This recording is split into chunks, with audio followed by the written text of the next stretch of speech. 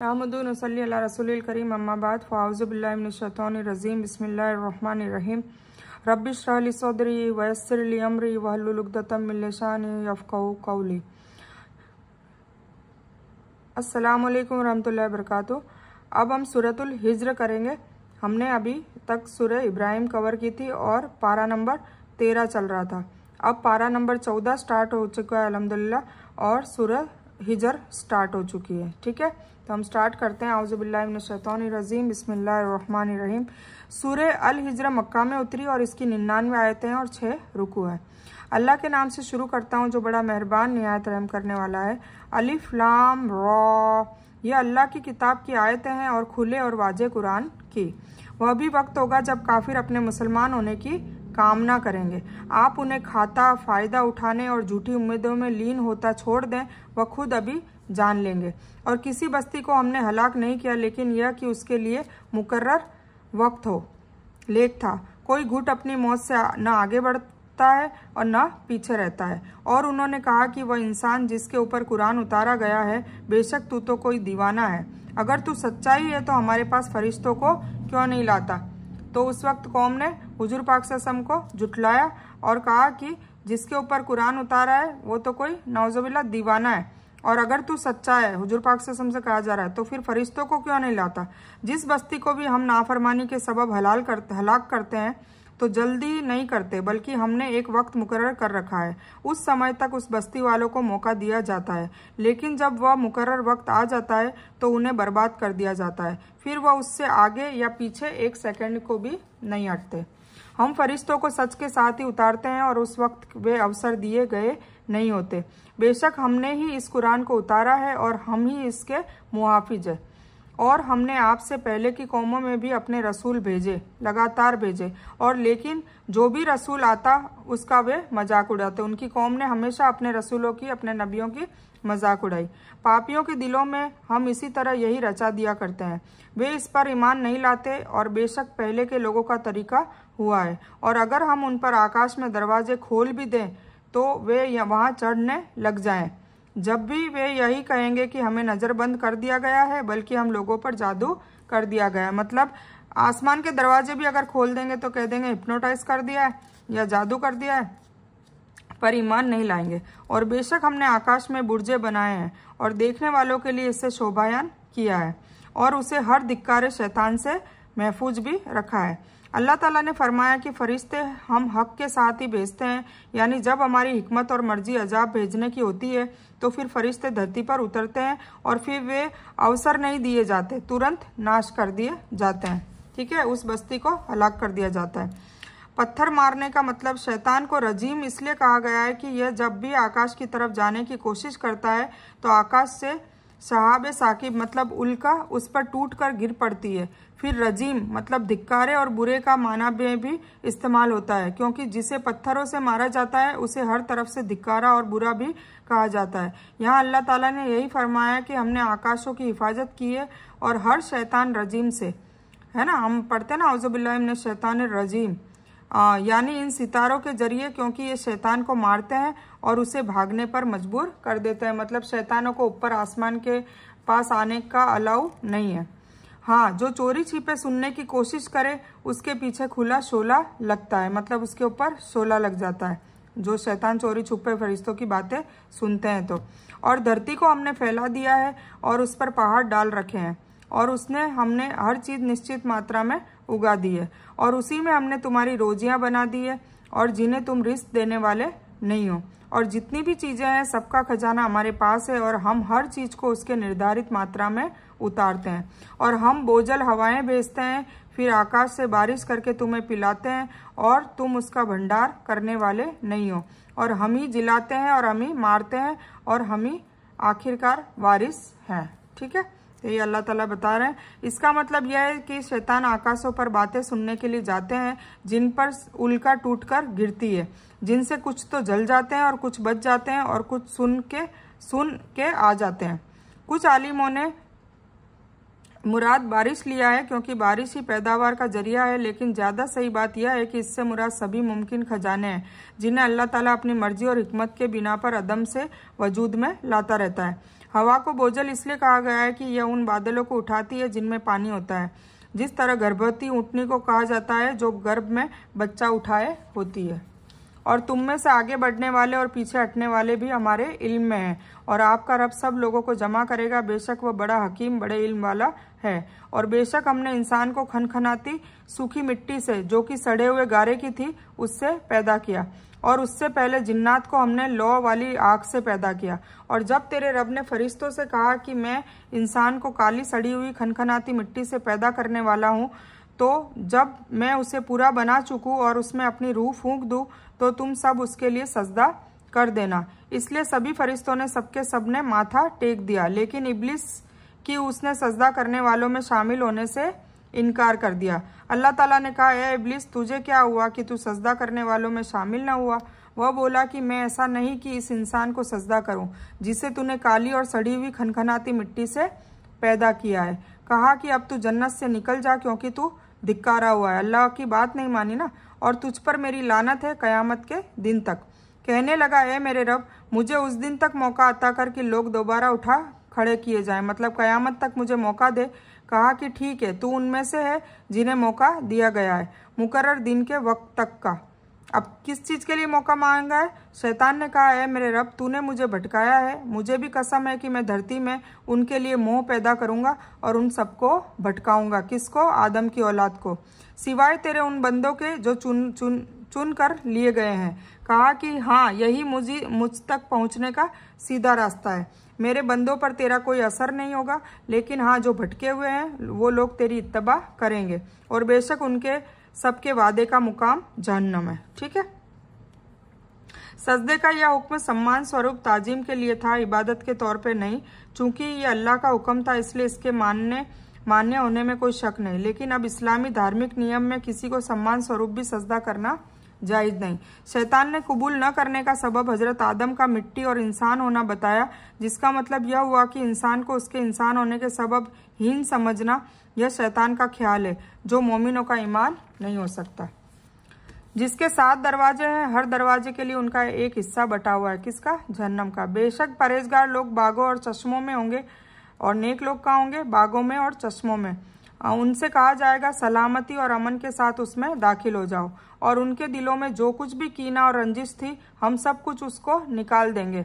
वे भाई भाई बने हुए एक दूसरे के सामने सिंहासन पर बैठे होंगे। मतलब जन्नत में न तो किसी के आपस में बुग़्ज़ होगा, कीना होगा, तकब्बुर होगा, कुछ नहीं होगा। चारों तरफ सलामती ही सलामती होगी। सब खुश मिजाज बातें करेंगे। न तो वहाँ उन्हें कोई दुख छू सकता है, और न वह वहाँ से कभी भी निकाले जाएंगे। मेरे बंदों को खबर कर दो कि मैं बहुत माफ़ करने वाला और बहुत रहम करने वाला हूँ, और साथ ही मेरे अजाब भी बहुत दुखदायी है ना। अल्लाह प्यार भी बता रहा है और अजाब भी बता रहा है। और उन्हें इब्राहिम के मेहमानों का भी हाल सुना दो कि जब उन्होंने उसके पास आकर सलाम किया तो उसने कहा कि हमको तो तुमसे डर लगता है। यानी हर दरवाजे खास तरह के लोगों के लिए मुकर्रर होंगे। जैसे एक दरवाजे मूर्ति पूजकों के लिए, एक नास्तिकों के लिए, एक काफिरों के लिए, एक बदकारों के लिए, ब्याज खाने वालों के लिए, चोरों और डाकुओं के लिए आदि। ये 7 दरवाजों से मुराद 7 तय और 7 दर्जे हैं। हजरत इब्राहिम अलैहिस्सलाम को इन फरिश्तों से डर इसलिए हुआ कि उन्होंने हजरत इब्राहिम का तैयार किया हुआ भुना हुआ बछड़े का गोश्त नहीं खाया, जैसा कि सूरह हूद में बयान हो चुका है। इससे मालूम हुआ कि अल्लाह ताला के अजीम पैगंबर को भी छिपी बातें मतलब गैब का इल्म नहीं होता। अगर उन्हें गैब का इल्म होता तो फिर हजरत इब्राहिम अलैहिस्सलाम पहले ही समझ जाते कि आने वाले मेहमान कौन है? फरिश्ते हैं, और उनके लिए फिर वो खाना तैयार नहीं करते। ठीक है, क्योंकि फरिश्तों को इंसानों की तरह खाने पीने की जरूरत नहीं होती। तो इस तरीके से ये भी साबित होता है कि कोई नबी और रसूल को गैब का इल्म नहीं होता जब तक अल्लाह बताना न चाहे। ठीक है। फिर उन्होंने कहा, डर न करो, हम तुम्हें एक इल्म वाले लड़के की खुशखबरी देते हैं। फरिश्तों ने इब्राहिम अलैहिस्सलाम को लड़का होने की खुशखबरी दी। कहा, क्या इस बुढ़ापे के छू लेने के बाद तुम मुझे खुशखबरी देते हो? ये खुशखबरी तुम कैसे दे रहे हो? तो उन्होंने कहा, मैं तो बहुत बूढ़ा हो चुका हूँ, कैसे मुझे लड़का हो सकता है? उन्होंने कहा, हम आपको बिल्कुल सच्ची खुशखबरी सुनाते हैं, आप मायूस लोगों में शामिल न हो। कहा, अपने रब की रहमत से मायूस तो केवल भटके हुए बहके हुए लोग ही होते हैं।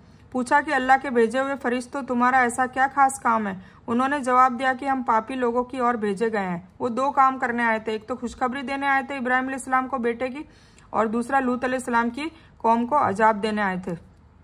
उन्होंने जवाब दिया कि हम पापी लोगों की ओर भेजे गए हैं, लेकिन लूत का परिवार कि हम उन सबको जरूर बचा लेंगे। मतलब लूत अलैहिस्सलाम की 2 बेटियां और लूत अलैहिस्सलाम, इसके अलावा सबको अजाब में मुब्तला कर दिया, इवन उनकी बीवी को भी, सिवाय लूत की पत्नी के कि हमने उसे रुकने और बाकी रह जाने वालों में मुकर्रर कर दिया है।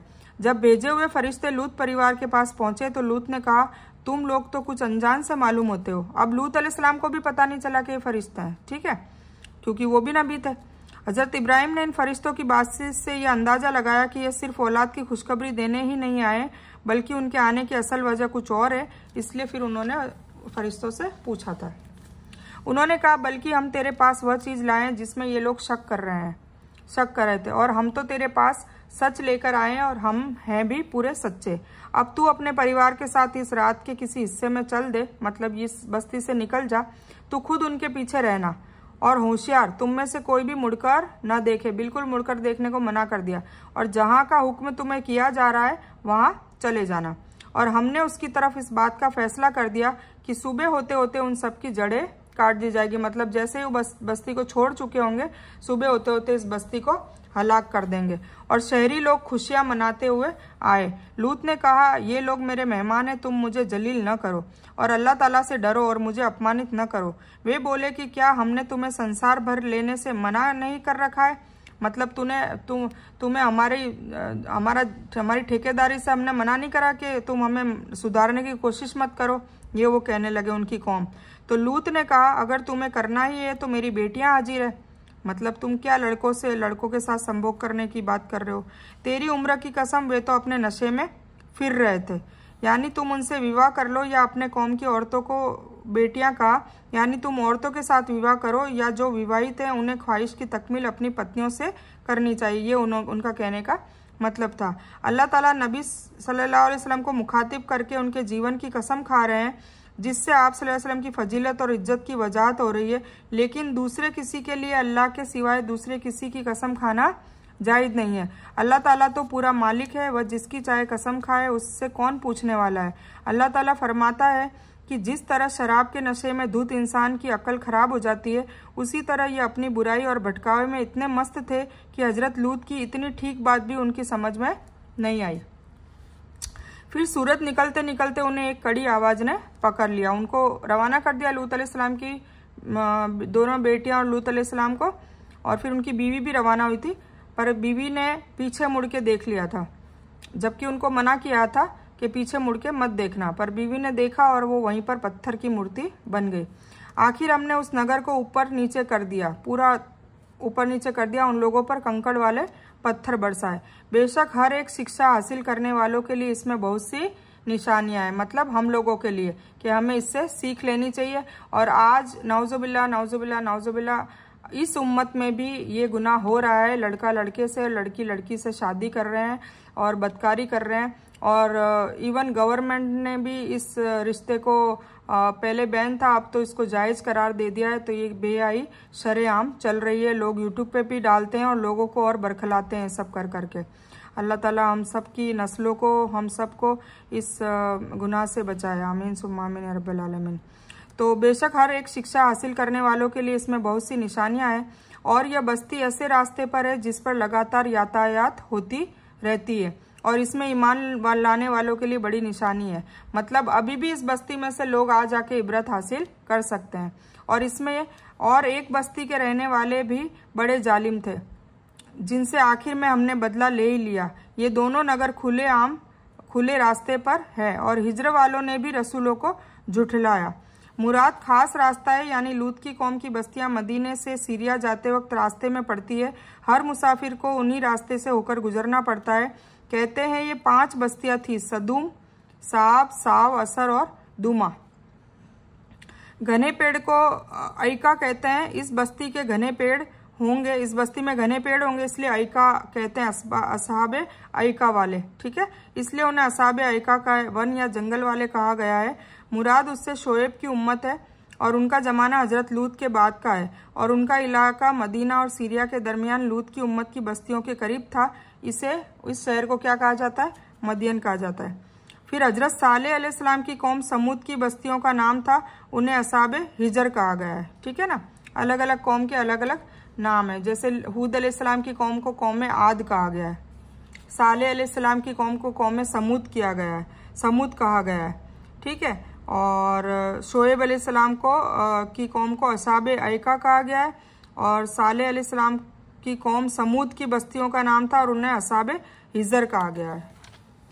और उन्हें हमने अपनी निशानियां अता की थी, लेकिन फिर भी उनसे गर्दन मोड़ने वाले ही रहे, और ये लोग अपने घर पहाड़ों से काट काट कर बना लिया करते थे बिना डर के। आखिर में उन्हें भी सुबह होते होते कड़ी चीख ने आ दबोचा, इसलिए उनकी किसी तरकीब और अमल ने उन्हें कोई फायदा न दिया। और हमने आकाशों और धरती को और उनके बीच की सभी चीज़ों को हक के साथ ही बनाया है, और क़यामत जरूर जरूर आने वाली है, बस तू खूबी और अच्छाई से सहन कर ले। बेशक तेरा रब ही पैदा करने वाला और जानने वाला है। और बेशक हमने आपको 7 आयतें दे रखी है जो दोहराई जाती है, और महान कुरान भी दे रखा है। 7 आयतें कौन सी दे रखी है? जो दोहराई जाती है बार बार, ठीक है। तो उसका भी सूरह फातिहा के बारे में ये कहा गया है। सूरह फातिहा हम हर नमाज में पढ़ते हैं, बार बार उसको रिपीट किया जाता है। तो उसके बारे में कि बेशक हमने आपको 7 आयतें दे रखी हैं, सूरह फातिहा में 7 आयतें हैं जो दोहराई जाती है, और महान कुरान भी दे रखा है। अब यह बस्ती मदीना और तबूक के दरमियान थी। उन्होंने अपने पैगंबर हजरत सालेह को झुटलाया, लेकिन यहाँ अल्लाह ताला ने फरमाया उन्होंने पैगंबरों को झुटलाया, यह इसलिए कि एक पैगंबर का झुटलाना वैसे ही जैसे सारे पैगंबरों को झुटलाना। सच से मुराद वे फायदे हैं हित है जो आकाश और धरती के बनाने का मकसद है।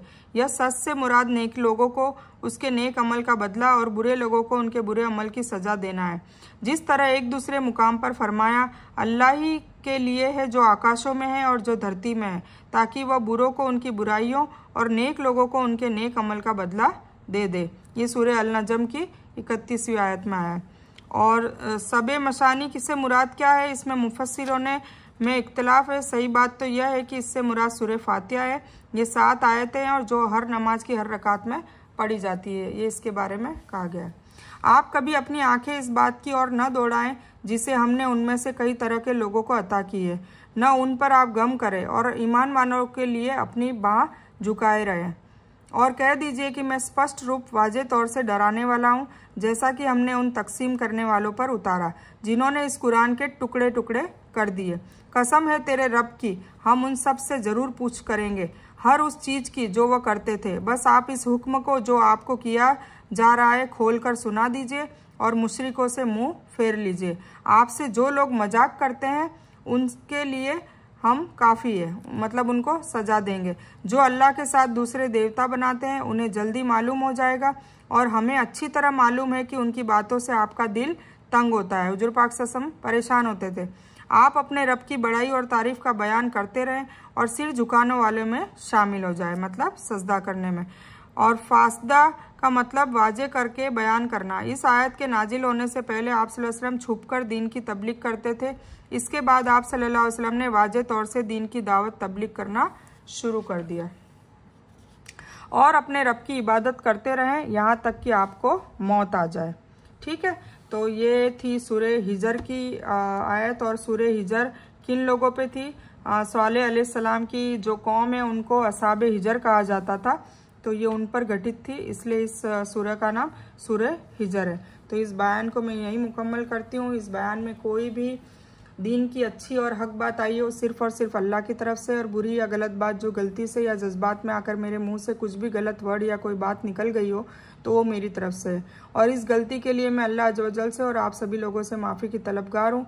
मैं कोई आलिमा नहीं हूँ, मैं सिर्फ तालिब इल्म हूँ। अल्लाह मेरी कोशिश से आप सभी को नफ़े बख्श इल्म पहुँचाए और मैं आप लोगों की हिदायत और हिकमत में सदका जारिया बनूँ। बस मेरी यही तमन्ना है। आमीन सुम्मा आमीन या रब्बल आलमीन।